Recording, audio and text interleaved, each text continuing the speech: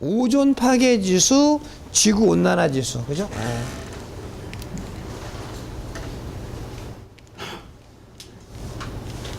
이거 안 했는데, 이거 하고 하겠습니다. 자, 오존 파괴 지수죠? 오존 파괴 지수가 기준 물질이 뭐예요? 항상 기준이 분모에 들어가잖아요. CFC11이 우리 보통 많이 들었던 후레온 11. 후레온 가스 들어보셨죠? 보통 뭐 냉동기에 뭐 냉매로 쓰는 거. 후레온 11이 기준 물질이야. 그래서 후레온 11 1kg이 파괴하는 오존의 양분에 어떤 물질 1kg이 파괴하는 오존의 양. 이 말도 맞는 말이죠. 그런데 굳이 뭐 1kg이라는 말 쓸 필요가 있어 없어? 없고 그냥 같은 질량끼리 비교하면 되는 거야. 질량이 다른데 비교하면 비교 안 되는 거잖아. 그죠? 그래서 그냥 같은 질량의 후레온 11과 어떤 물질과의 오존 파괴 지수. 만약 이것이 3이 나왔다라는 건 무슨 뜻이야? 어떤 물질이 후레온 11보다 3배만큼 오존을 파괴했어요. 이런 얘기죠. 후레온, ODP가 0.5라는 말은 무슨 말이에요?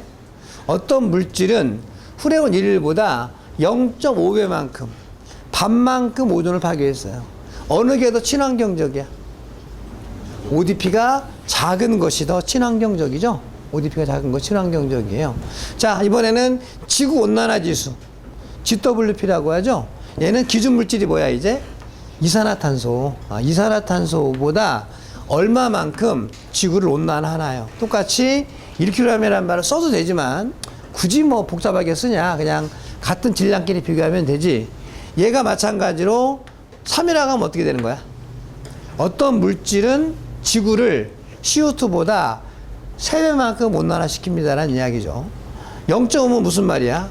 어떤 물질은 CO2보다 0.5배만큼만 지구를 온난화 시켜. 어떤 게 친환경적이야?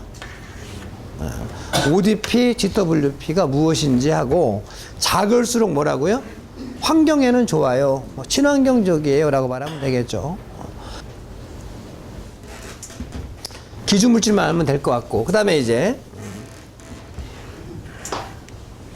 자, 할로겐족 원소의 소화력이 있습니다. 이게 이제 여러분들이 생각하는 달라요.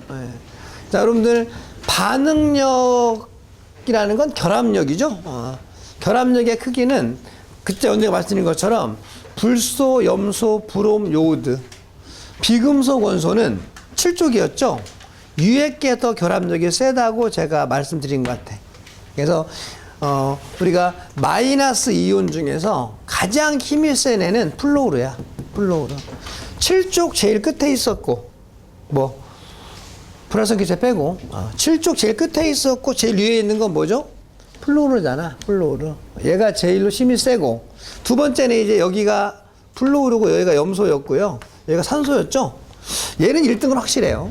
2등은 누구냐가 좀 헷갈리는 거야. 이제 2등은 위에 있는 건 얘가 위에 있고 오른쪽에 있는 건 얘가 오른쪽에 있잖아. 이런 경우는 사실은 직접 비교는 불가능하죠. 맞나요? 그럴 거 아니야. 그죠? 예. 그래서 여기가 산소인데 두 번째는 얘야. 세 번째는 얘고. 이런 식으로 순서가 정해져. 원래 딱 힘겨루기를 하게 되면. 예. 그래서 어쨌든 간에 7족 원소로 본다 그러면 얘가 가장 힘이 세요라고 말하는 거죠. 그러면 우리가 힘이 얘가 제일 세니까 소화력도 얘가 제일 세야 될 거 아니야. 맞나요? 맞잖아. 얘가 가면 금방 뺏어오겠지. 그런데 소화력은 반대라는 거야. 근데 이거는 문제 잘 읽어보시고 하셔야 돼. 근데 사실은 반응력이 세니까 화학 결합력이 세가지고 화학적 효과가 큰 거 아니야, 그죠? 근데 좀 출제하는 사람에 대한 생각은 어떤 생각이냐면 이런 거죠. 내가 뭐를 뿌려? 하론 111을 뿌릴게. 111. 하론 111을 뿌리게 되면 불소가 2개가 있고 염소가 하나가 있고 브롬이 하나가 있죠. 내가 얘를 화재면에다 딱 뿌린다는 거야. 그러면은 여기서 손을 다 잡고 있죠. 그 중에 어떤 애가 힘이 제일로 없어요? 브롬이 제일 힘이 없잖아. 여기 화학 결합력으로 봤을 때. 그러니까 얘가 손을 딱 놓는 거야, 먼저. 그러면 얘가 혼자 독립되면 얘가 가가지고 화학 반응을 먼저 한다라는 거지. 우리가 매너서 불염치욕을 쫙 뿌리면 얘가 제일 먼저 화학 반응 할 거야. 근데 나는 얘를 뿌리잖아, 얘를. 얘를 뿌리면 얘는 힘이 엄청 세니까 꼭 붙들고 있어, 지금도. 근데 얘가 힘이 제일 없잖아. 먼저 손을 놓고 먼저 가가지고 화학결합한다는 거지. 두 번째는 얘가 손을 놓는다는 거야. 브로미하고 얘는 어때? 끝까지 잡고 있다가 얘가 맨 마지막에 결합을 하게 된다는 거죠. 요오드는 물론 할로겐적 원소에 있었으면 얘가 할 텐데 얘가 보통 없어서 이야기를 할 필요가 없겠지만 있었다면 얘가 먼저일 거라고 이야기하는 거지. 근데 요오드는 왜 여기다 안 넣어요? 넣으면 안 돼. 얘는 어느 때 딱 분해가 되는 거야? 평소에는 그대로 있다가 화재면에 들어가면 그때 분해되거든. 요오드는 결합력이 너무 없기 때문에 아무 때나 막 튀어나가. 그래가지고 얘 넣으면 안 되겠다. 아무 때나 막 나간다. 그래서 요오드는 빼고 나머지 것들을 넣는다. 어느 정도는 결합력이 돼야 그 물질이 안정적인 물질이 되겠죠. 그래서 결합력을 물어보는 것인지 소화력을 물어보는 것인지. 아 근데 너무 헷갈린다 그러면 둘 중에 하나를 찍어야 돼. 뭐 따로 중간에 막 껴들어가 찍으면 안 되는 거죠. 그죠? 그래서 소화력에 대한 크기는 보나마나 이거 물어보면 이게 답이야. 그러니까 결합력인지 소화력인지에 대한 부분은 정확하게 짚고 넘어가야 된다는 이야기죠. 그죠?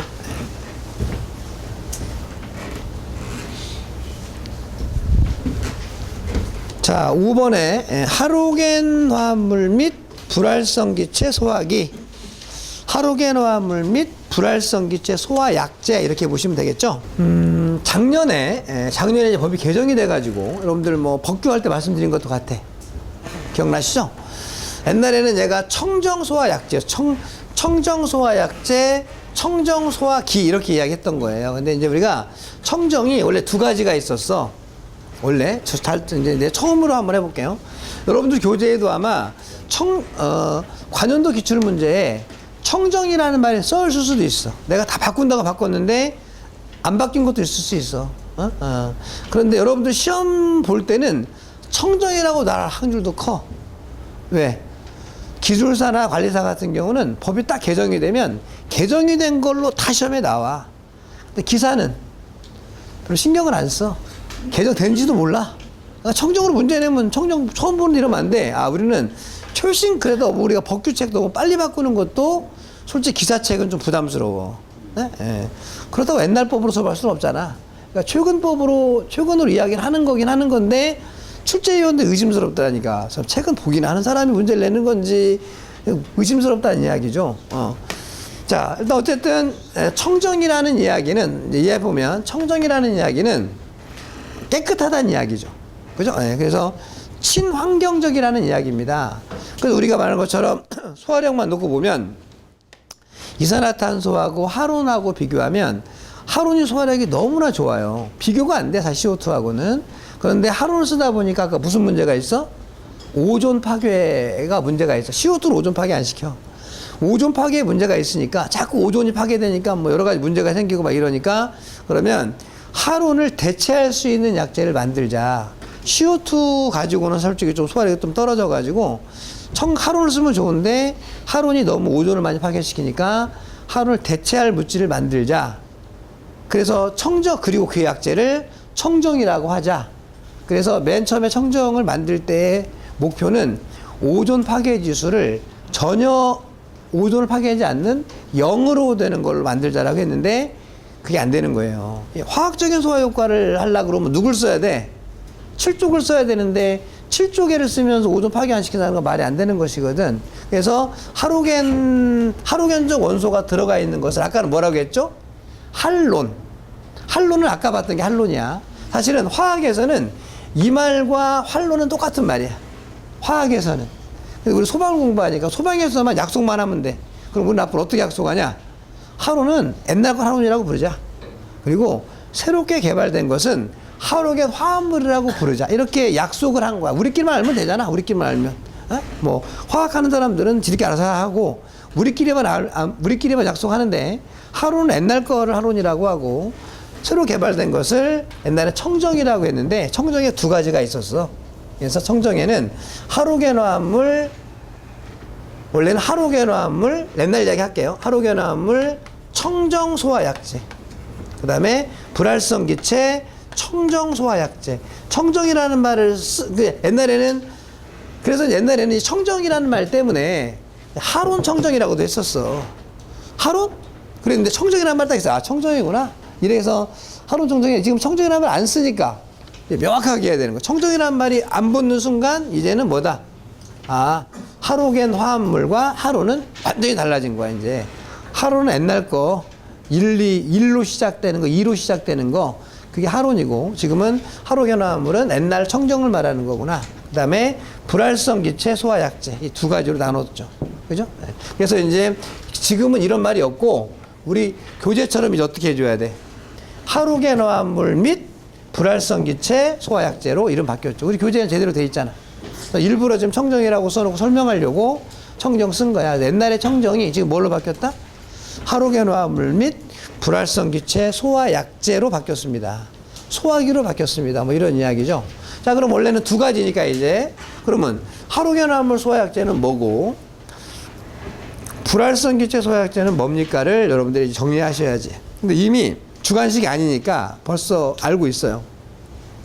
하루겐 화합물이라는 얘기는 7족 원소인 불소나 염소나 브롬이나 요오드 중 하나 이상의 원소를 포함하고 있는 거지. 뭐 말 길게 해, 그죠? 아까도 포함하고 있었어.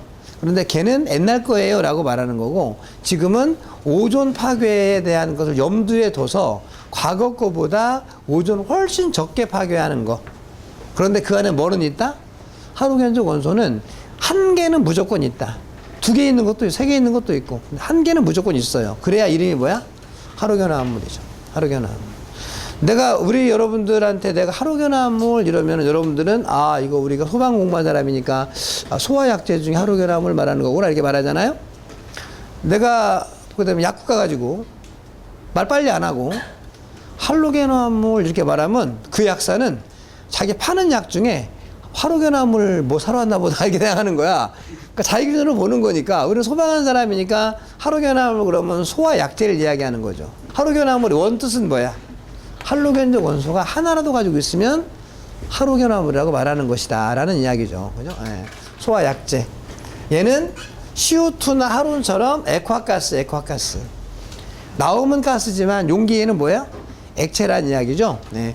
불활성 기체 소화약제. 자, 불활성 기체는 뭐야? 불활성 원소. 헬륨, 네온, 아르곤, 크립톤, 크세논, 라돈이었죠. 주기율표상에서.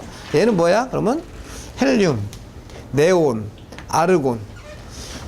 크립톤, 크세논, 라돈은 여기 들어가면 안 돼. 왜? 걔는 방사성 물질이기 때문에 들어가면 안 돼서 요 세 가지 중에 한 가지 이상으로 되거나, 그 다음에 질소가스도 화학 반응하지 않는 거죠.